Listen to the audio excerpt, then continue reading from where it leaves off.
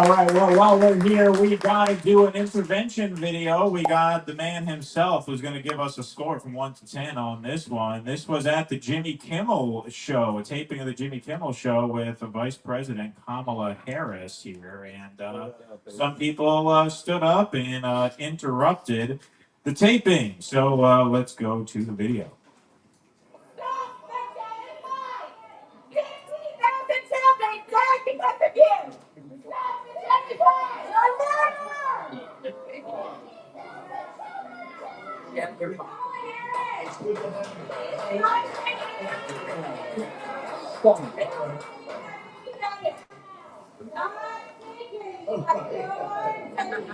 You're interrupting my flow.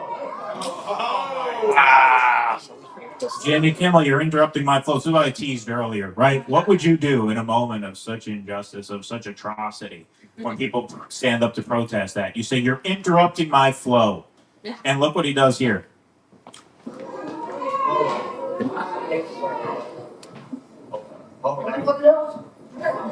Anyone else has anything to say? It's a good time.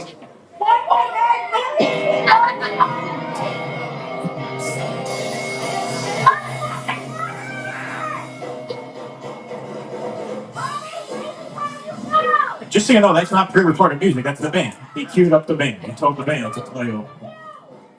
Imagine being a band. Imagine being in that band.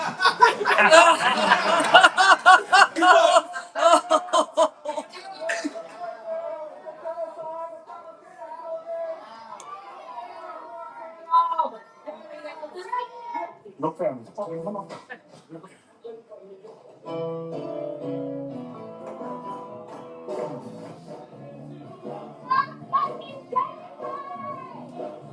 And good on them for keeping the camera rolling. Look at that. For interfering with the lives of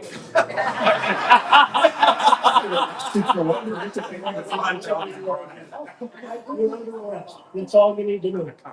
So don't be having an ID. That's not. You a police officer? Yes. Being arrested for interfering with a live television. That seems like something that would happen in, like, I don't know, North Korea, something like that. That seems like something they'd nail you for in a totalitarian country, right? Quote unquote. Yeah. Why can we? Oh, you about? Yes. I'm I'd like to see your mouth. Here, and it doesn't make any difference. You are.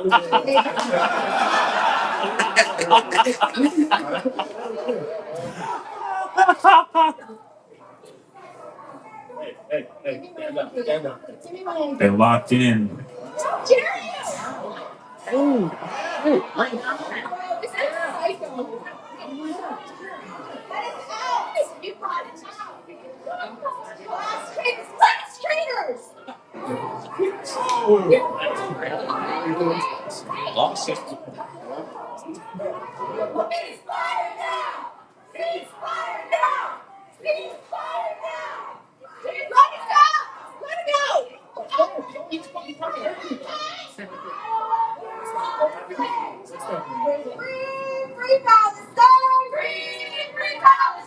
There you go.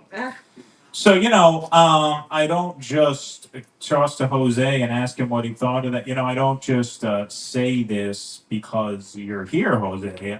The reason you're here is because I think this, which is that if Jose hadn't stood up in that room and screamed at AOC, we would not be seeing these things. Not really to the extent that not saying nobody would do them, but you're seeing them a hell of a lot more than you would. And this man here with us right now not set a trend, and you absolutely did set that trend. No doubt about it. I appreciate that. It's true. And like I said, and I'm saying that because you're here, we are involved with you because that is what we think. Yeah. I give that a 10 out of 10. I thought that was just a great Beautiful. One rule of thumb is you never have to show your ID to anybody. Yeah. I remember when You should have told me that before. I remember when I confronted Hakeem Jeffries. Was it Hakeem Jeffries? Yeah, and it was Hakeem Jeffries, and I remember I was confronted, and I confronted him, and then I was dragged out, of course, and then the guy in the elevator was like, "You got ID?" Maybe I do, maybe I don't. Well, it's illegal to walk around with an ID. I said, no, it's not. Yes, it is. No, it's not. Yes, it is. No, it's not. You're gonna leave me alone. And so the elevator doors opened, and I just walked out. You don't have to show anybody your ID anything, and don't let some smart ass cop tell you differently. Now, what I would have done if I was in the room, I would have probably just started completely devouring Kamala Harris with insulting jokes about how stupid and an airhead she is. That's the only thing I would have done differently. And the same way I confronted Nancy Pelosi, because these are people who believe they are so much better than you and they have this authority over you. Like Nancy Pelosi is just so smug, right? She knows people hate her, right? She thinks she's so much better than everybody else that, you know, I could have just gone in there. You're a warmonger, you're a this, you're a that. But actually, if you reduce these people down, that's the thing that hurts their ego so much, right? So, like, that's why with Nancy Pelosi, I said, you know, I came to see a warmonger, but you're just a sad old drunk. What happened? You know, when you went to Taiwan, were you looking for Ukraine? You know, these were like jokes that we were working on before. And what I find with Richie Torres is that he has such a fragile ego too, that if anybody in this room were to confront him, just start cracking jokes on him. Because if you call him a warmonger and pro-Israel and a Zionist, he loves that shit. He actually gets hard on that. That's his But he pushing me. He's walking up to that line, man. You said he was filming his ass earlier.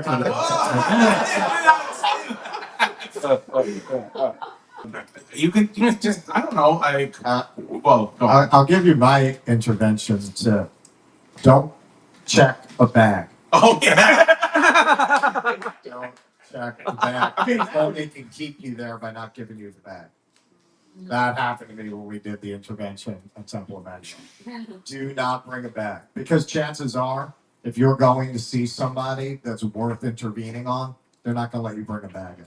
Unfortunately. So you're going to end up having to check it, and then, unless you don't want the bag, don't bring one. Yeah, Russ texted me. He said, they're going to arrest me. I said, oh, fuck, the Patreon money's already spent this month. What are we going to do?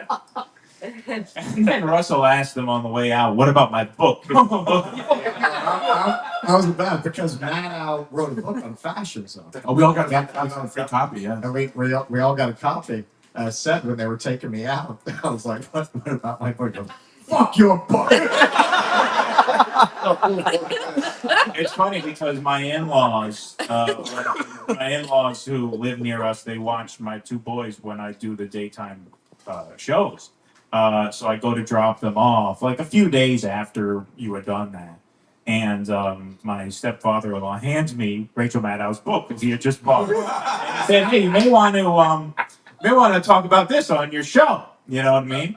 And because they don't really watch.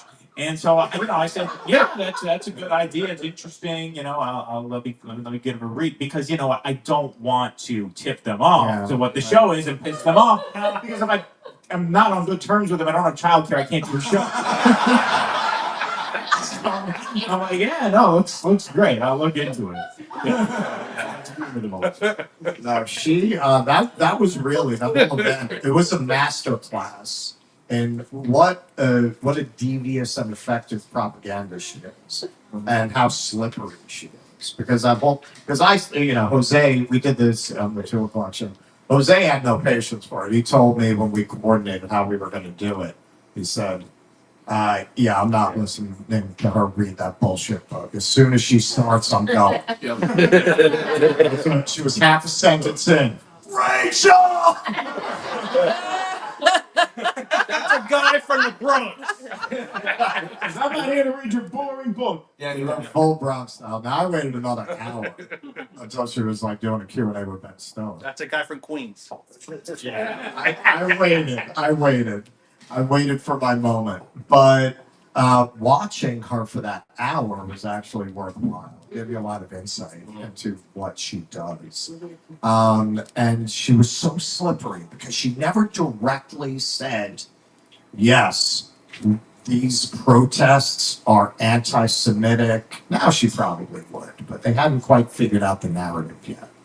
But she very clearly drew a line between this historic American fascism that her book is about and what the Jews in that room are experiencing in regards to Israel and the protests against it, but she never said it.